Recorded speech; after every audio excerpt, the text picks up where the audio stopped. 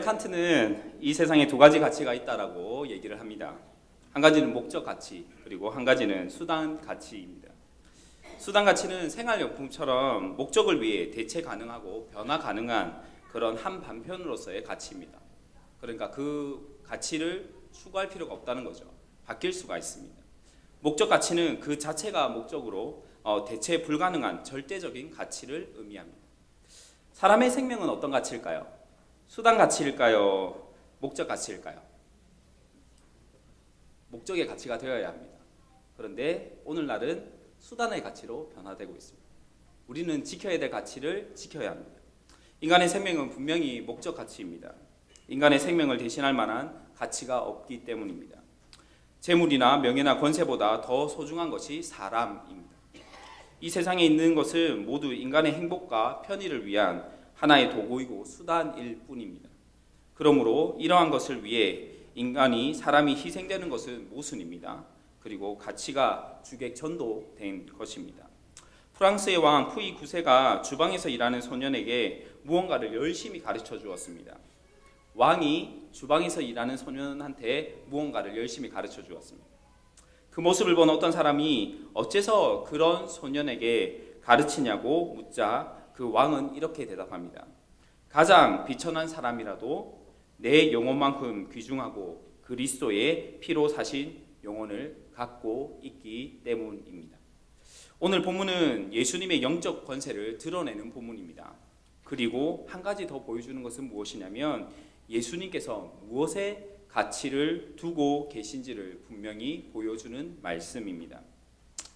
8장 본문의 앞에 있는 8장 23절에서 27절을 요약해서 말씀드리면 예수님과 제자들이 바다를 건너가려고 배를 탔습니다.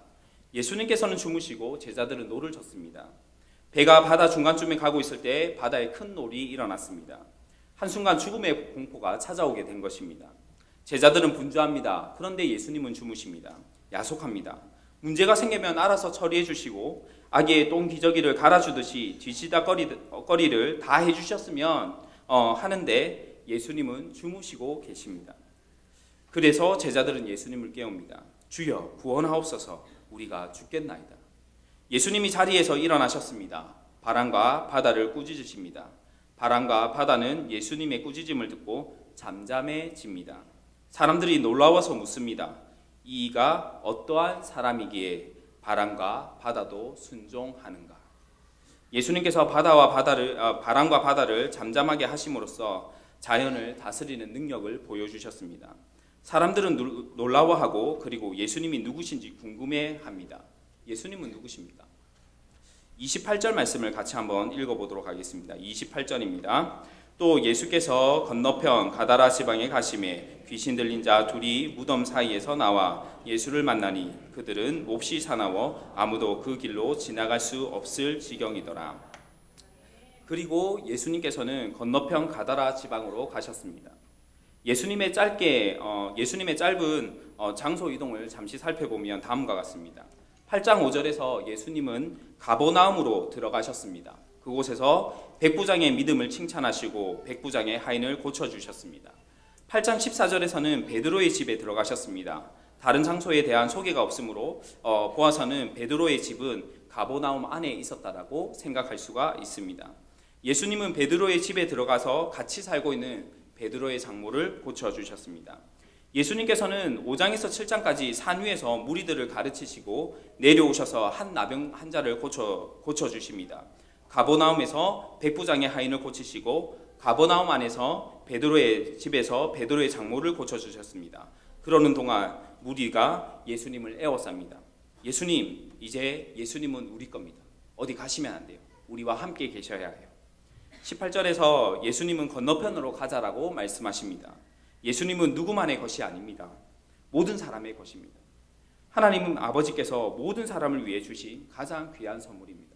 여러분, 오늘도 초등사무 친구들한테 설교를 했지만 예수님을 하나님 아버지께서 예수 그리스도를 선물로 주신 것은 나만 구원받으라고 주신 것 아닙니다. 나와 내 이웃을 구원하기 위해서 예수님을 이 땅에 보내어 주신 것입니다. 여러분은 전도하셔야 됩니다. 예수 그리스도를 증거하셔야 하는 것입니다. 예수님께서 말씀하신 건너편은 가다라 지방입니다. 마태복음에서는 이 지방의 이름을 가다라 지방이라고 얘기합니다.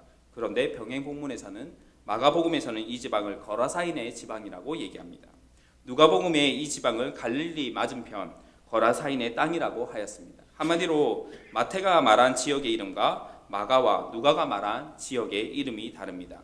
마태복음과 마태복음은 가다라, 마가복음과 마가복음은 거라사, 그리고 갈릴리 바다를 기준으로 볼 때 실제로 서로 다른 곳이기도 합니다. 마태복음은 가다라, 마가복음과 누가복음은 거라사의 지역 이름을 얘기합니다. 마태복음과 마가복음과 누가복음의 사건이 다른 사건이라면 지역의 이름이 다른 것은 상관이 없습니다. 그런데 같은 사건으로 보고 있기 때문에 문제가 생깁니다. 다시 말하면 같은 사건인데 왜 장소가 다르냐는 것입니다. 뭔가 문제가 있는 거 아니냐는 것입니다. 성경의 정경성에 문제가 있는 거 아니냐는 것입니다. 이렇게 틀리니까 하나님의 말씀이 아닌 거 아니냐라고 생각하게 된다는 말입니다. 결론부터 말하면 판단하기가 어렵습니다. 잘 알지 못합니다. 최신 정보까지는 아니지만 제가 가진 자료에 한해서 학자들이 어떻게 설명하고 있는지 잠시 설명드리겠습니다. 마태복음에 등장하는 가다라로 지명되어지는 장소는 세 곳입니다. 첫 번째는 가버나움에서 갈릴리 바다를 지나 건너편으로 도착했을 때 가까운 순서대로 해서 설명드리겠습니다. 제일 가까운 건너편으로 갔을 때 제일 처음에 도착하는 지역이 어디냐면 게르게사라는 지역입니다. 오늘날 쿠르시라고 부르는 동편 해안 도시입니다.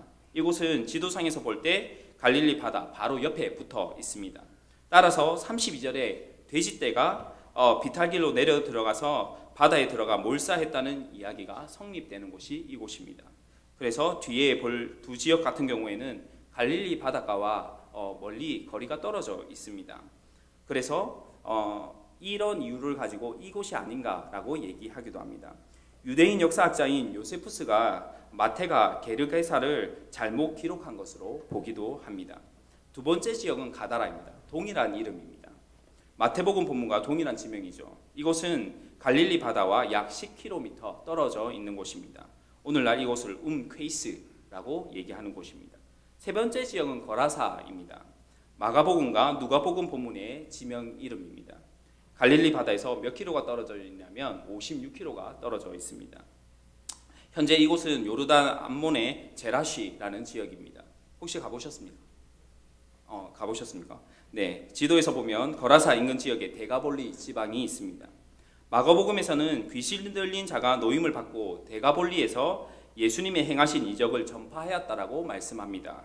그리고 실제 데가볼리 인근 거라사 지역에서는 예수님 이후 약 300년 동안 15개가 넘는 대규모 교회가 세워졌다고 합니다. 그래서 이곳을 가다라 지방이라고 생각하기도 합니다. 여기서 한번 설문조사를 해보겠습니다. 어느 곳이 예수님이 축사 사건을 일으킨 곳일까요? 1번 쿠르시, 2번 가다라, 3번 거라사. 어딜까요? 잘 모릅니다. 이게 답입니다. 네, 가다라 지방이 어느 곳에 정확하게 지도상에 표시되어 있지 않습니다. 그런데 공통적인 것이 있죠. 첫 번째는 무엇이냐면 가버나움 건너편에 있다는 것입니다. 그리고 예수님께서 무리를 떠나 건너편으로 가셨습니다. 그런데 마태, 마가, 누가에 공통적으로 또 말하는 것이 있습니다. 무엇이냐면 귀신 들린 자가 그곳에 있었다라는 것입니다. 마태는 차이점이 있습니다. 마태는 귀신 들린 자가 2명이 있다라고 언급합니다. 그런데 마가와 누가는 1명을 언급하고 있습니다. 이 차이점이 조금 성경적으로 구약의 성경에 비추어 보면 좀 큰 의미를 가지고 있습니다. 하지만 시간상 이건 넘어가고 다음 걸 제가 할 설교를 계속 진행하도록 하겠습니다. 만남에는 2가지 종류가 있습니다. 첫 번째는 무엇이냐면 호의적인 만남입니다. 두 번째는 무엇이냐면 적대적인 만남입니다. 우리가 잘 아는 평강공주와 바보 온달의 이야기가 있습니다. 혹시 아십니까? 네, 다 알시죠? 이것의 외국 버전의 이야기입니다. 존슨이라는 아이가 있었습니다. 어려서 아버지를 잃었습니다. 가난 때문에 학교도 제대로 다니지 못했습니다. 존슨은 친구들이 초등학교를 졸업할 나이에 양복점에 취직해서 재봉 일을 하다가 17세에 양복점을 열게 됩니다. 그 다음에 구두 수선공의 딸과 결혼을 했습니다. 존슨과 결혼한 구두 수선공의 딸은 글자를 읽지 못하는 남편에게 매일 저녁 글을 가르쳐 주기 시작합니다. 존스는 아내가 가르쳐주는 공부가 싫지 않았습니다. 신혼처럼 달콤했다고 합니다. 이해하기가 어렵습니다. 이때 웃으라고 한 얘기입니다. 점점 공부에 취미를 붙이게 되었습니다. 밤새워 책을 읽기 시작합니다. 하나를 배우면 열을 깨우치는 수준까지 올라갔습니다. 결국 그는 테네시 주지사를 거쳐 상원 의원이 되었습니다. 나중에는 미국의 대통령까지 오르게 됩니다. 존스는 선거에서도 압도적인 지지로 미국 대통령으로 당선이 됩니다. 미국이 전 세계의 돈의 75%를 움직이는데 결정적인 영향을 미치는 알래스카를 소련으로부터 720만 달러에 사들이기도 합니다. 이 사람이 바로 제17대 미국 대통령 앤드류 존슨이라고 합니다. 한 나병 환자가 예수님을 만났습니다. 나음을 받았죠. 백부장이 예수님을 만났습니다. 백부장의 하인이 나음을 받았습니다. 베드로의 장모가 예수님을 만났습니다. 베드로의 장모가 나았습니다. 이러한 만남을 호의적인 만남이라고 합니다. 귀신 이야기를 하나 들려드리도록 하겠습니다. 교회에 어울리지 않는 것 같지만 귀신 얘기는 참으로 재미있습니다. 어느 교회 학교 유년부 학생이 있습니다. 그 아이가 겁도 없이 야심한 밤에 귀신이 자꾸 출몰한다는 공동묘지로 지나가게 되었습니다. 귀신이 세상에 어디 있어? 라며 그렇게 의심 반 호기심 반으로 지나가게 됩니다. 그런데 앞불사, 이게 웬일입니까? 진짜 귀신이 눈앞에 나타났습니다. 얼굴을 꼬집고 때려보기도 했지만 아프기만 할 뿐 귀신이 진짜 눈앞에 그대로 있는 것입니다. 그것도 점점 다가오고 있습니다.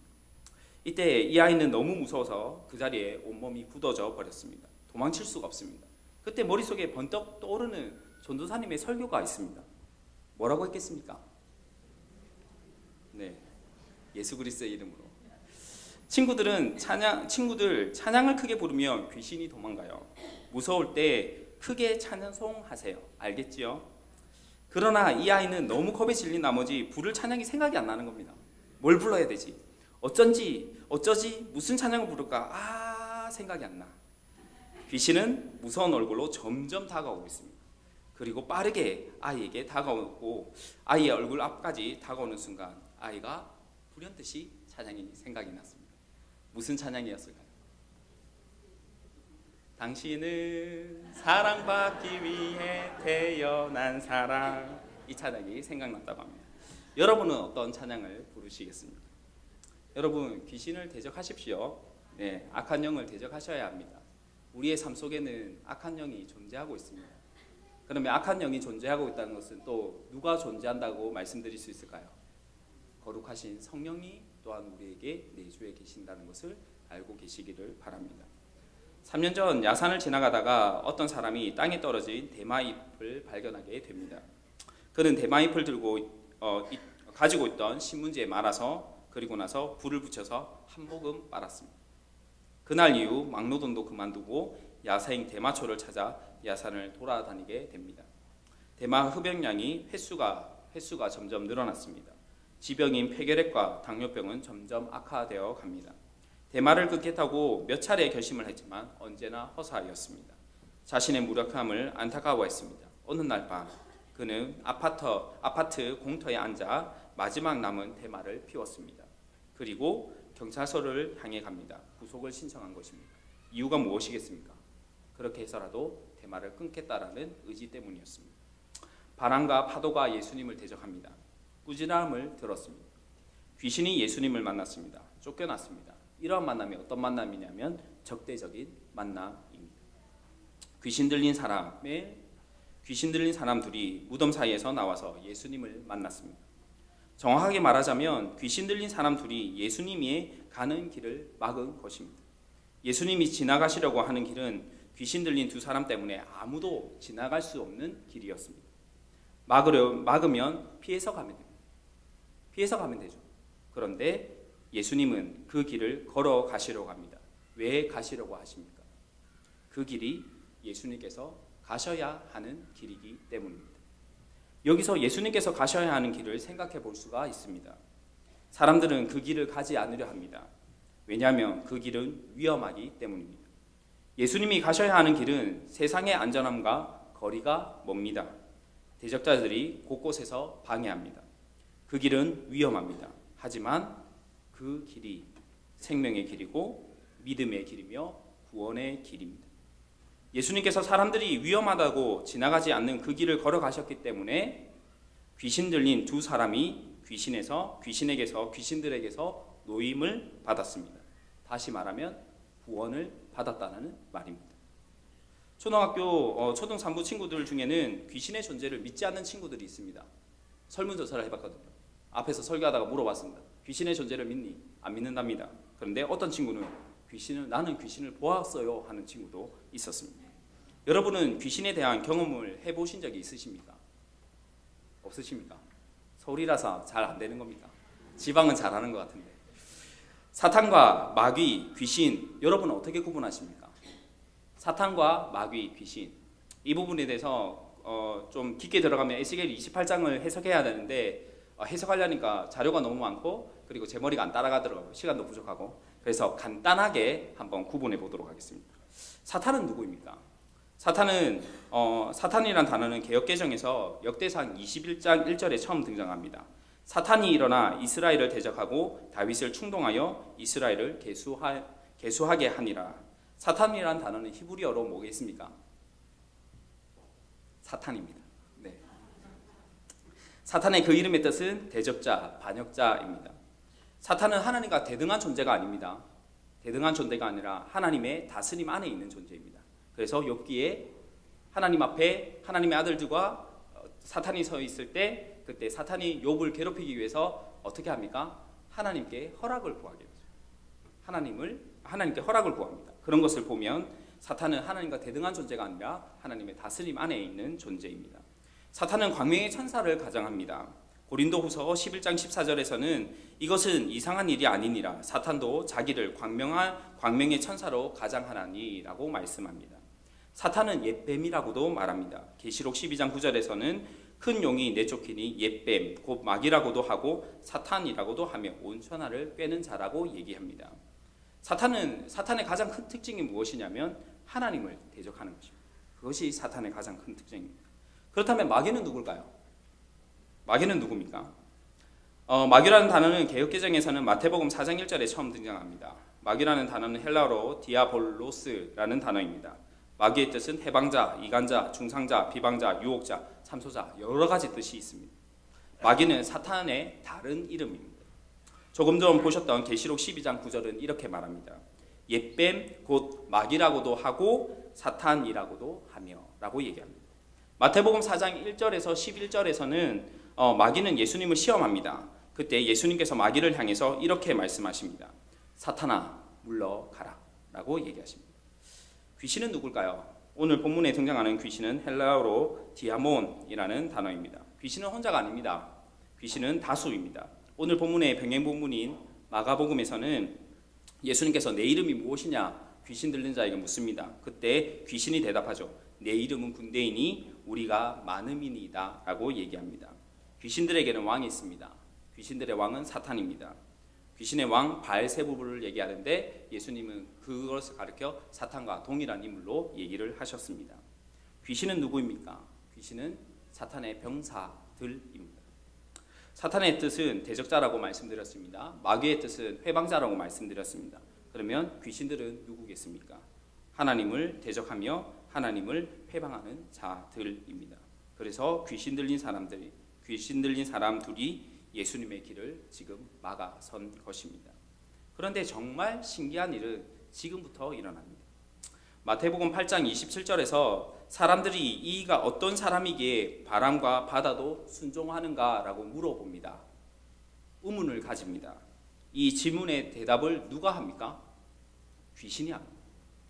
29절 말씀을 같이 한번 읽겠습니다. 29절입니다. 이에 그들이 소리 질러 이르되 하나님의 아들이여 우리가 당신과 무슨 상관이 있나이까 때가 이르기 전에 우리를 괴롭게 하려고 여기에 오셨나이까 하더니 28절에서 귀신은 어떤 존재입니까? 귀신은 사람을 지배할 수 있는 능력의 존재입니다. 29절에 귀신은 어떤 존재입니까? 예수님이 누구신지 정확하게 아는 존재입니다. 마태복음 8장 27절에서 사람들이 질문합니다. 이가 어떤 사람이기에 바람과 바다도 순종하는가? 예수님은 누구십니까? 귀신들이 대답합니다. 하나님의 아들이십니다. 예수님이 하나님의 아들이시라는 것은 마태복음 16장 16절에서 베드로를 통해서 정확하게 드러납니다. 아직까지 불신자들은 말할 것도 없고 제자들까지도 아직 예수님의 신분을 알지 못합니다. 하지만 귀신이 하나님의 지식을 가지고 있다는 것은, 그리고 정확하게 가지고 있다는 것은 놀라운 일입니다. 하지만 우리는 속지 말아야 하는 것이 있습니다. 귀신은 거짓의 영에 부활하는 것입니다. 거짓이 진실을 말하고 있습니다. 그렇다면 그것은 거짓일까요? 진실일까요? 거짓인 것입니다. 여러분은 주위에서 그런 사람을 보신 적이 있으십니까? 그 사람은 끝없이 거짓말을 합니다. 그런데 그 사람의 거짓말은 누군가의 생명을 살리기 위한 거짓말이었습니다. 이런 사람을 보신 적이 있으십니까? 끊임없이 진실을 말합니다. 그런데 그 사람 속에는 위선과 거짓이 가득합니다. 진짜 신예림을 받은 무당은 누가 믿는 사람인지 믿지 않는 사람인지 구분한다고 합니다. 그래서 믿는 사람이 무당집에 문에 들어서면 너 예수님을 믿는 사람이라서 점을 쳐줄 수 없다라고 얘기한다고 합니다. 가보셨습니까? 확인해 보셨습니까? 내가 예수님을 믿는 사람인지 믿지 않는 사람인지 확인하기 위해서 용한 무당을 찾아가야 하는 것입니까? 거짓으로 진리를 확인한다는 것은 부끄러운 것입니다. 그래서 예수님은 귀신의 고백을 받지 않으십니다. 베드로의 고백을 받으십니다. 귀신은 예수님께서 하나님의 아들이시라는 것을 알고 있습니다. 하지만 그 지식이 귀신을 구원으로 인도하지 못합니다. 무엇을 말합니까? 단순한 신학적 지식이 구원으로 인도하지 못한다는 것을 말씀드리는 겁니다. 많은 사람들이 성경의 지식을 가지고 있습니다. 하지만 성경의 지식을 가지고 있는 모든 사람들이 구원에 이르는 것은 아닙니다. 야고보서 2장 19절은 이렇게 말씀합니다. 내가 하나님은 한 분인 줄 믿느냐? 잘하는도다. 귀신들도 믿고 떠느니라. 29절에서 나타나는 귀신은 또 어떤 존재입니까? 하나님의 심판의 때가 있음을 아는 존재입니다. 귀신 들린 자가 말합니다. 우리가 당신과 무슨 상관이 있나이까? 때가 이르기 전에 우리를 괴롭게 하려고 여기 오셨나이까? 어떤 사람들은 심판이 있음을 명확하게 알면 누구나 회개하고 돌아올 것이라고 생각합니다. 하지만 그렇지 않습니다. 귀신들은 오직 하나님을 대적하여 반역하는 것 외에는 아무것도 생각하지 않습니다. 우리가 당신과 무슨 상관이 있나이까? 때가 이르기 전에 우리를 괴롭게 하려고 여기 오셨나이까? 무슨 말입니까? 우리는 심판의 때에 심판을 받을 것입니다. 그러니까 지금은 우리를 내버려 두세요. 혹시 이런 어디서 많이 들어본 소리 아니십니까? 전도하다가 하나님의 심판을 이야기할 때 이러한 소리를 혹시 들어보신 적 없으십니까? 32절 말씀을 같이 한번 읽겠습니다. 32절입니다. 그들에게 가라 하시니 귀신들이 나와서 돼지에게로 들어가는지라 원떼가 비탈로 내리달아 바다에 들어가서 물에서 몰사하거늘. 예수님께서 자신들에게 왔다는 자체가 귀신들에게는 괴로움이었습니다. 그래서 귀신들은 예수님과 거래합니다. 예수님, 지금은 우리가 심판을 받을 때가 아닙니다. 그러니 저희가 돼지떼로 들어가게 허락해 주세요. 허락을 구합니다. 예수님께서 귀신들에게 한마디 하십니다. 가라. 귀신은 죽어도 귀신이다. 혹시 들어보셨습니까? 이런 비슷한 말입니까? 이게 말이 맞는 겁니까? 하여튼 머릿속에 스쳐 지나가길래 한번 적어봤습니다. 귀신들은 어디에만 관심이 있다고 말씀드렸습니까? 하나님을 대적하는 것에만 관심이 있습니다. 돼지떼에 들어가는 것과 하나님의 아들이신 예수님을 대적하는 것과 무슨 관계가 있을까요? 33절, 34절 말씀을 같이 한번 읽겠습니다. 33절, 34절입니다. 치전자들이 달아나 시내에 들어가 이 모든 일과 귀신 들린 자의 일을 고하니 온 시내가 예수를 만나려고 나가서 보고 그 지방에서 떠나시기를 간구하더라. 돼지떼가 다 죽었습니다. 여러분은 무엇을 생각하십니까? 혹시 이런 생각을 하셨습니까? 경제적 손실. 사람들이 기적과 이적을 볼 때 예수님을 애워사고 예수님을 자신의 소유로 삼으려고 하였습니다. 그런데 지금 분위기가 다릅니다. 축사의 사역으로 경제적 손실이 발생했습니다. 그래서 사람들은 예수님을 만나보고 예수님이 떠나시기를 간구하고 있습니다. 귀신의 지혜는 놀랍습니다. 도망치는 것 같으면서도 끝까지 예수님을 대적합니다. 사람들이 예수님을 싫어하게 만들었습니다. 예수님을 거부하게 만듭니다. 하지만 하나님의 생각은 우리의 생각과 다릅니다. 사람의 생각과 다른 것입니다. 예수님은 축사의 사역을 통해 우리들에게 말씀하고 싶은 것이 무엇일까요? 마태는 예수님의 축사의 사역을 통해 인간계와 자연계뿐만 아니라 영의 세계에서도 하나님의 아들이심을 드러낸다는 것을 얘기하고 있습니다. 천하보다 그리고 축사의 사역을 통해 우리들에게 말씀하시는 것은 천하보다 한 영혼을 귀하게 보시는 하나님의 마음입니다. 그런데 이곳에서 두 영혼이 귀신에게 잡혀서 어찌하지 못하고 귀신들의 다스림을 받고 있습니다. 어떻게 예수님께서 그 영혼들을 그냥 지나치시겠습니까? 마태는 전하고 있습니다. 예수님의 전능하신 능력을 통해서 예수님께서 하나님의 아들이심을 증거합니다.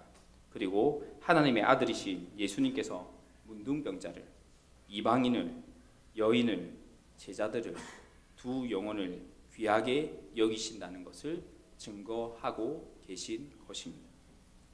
어떤 목사님의 지옥에 관한 설교를 듣고는 한 부인이 목사님께 자녀가 있냐고 물어봅니다. 목사님이 있다고 대답했습니다. 그 부인은 그렇다면 질문할 것이 있는데요. 자녀가 고통 가운데 빠져 있어도 구해주지 않는 아버지가 있다면 그 아버지를 어떻게 생각할까요?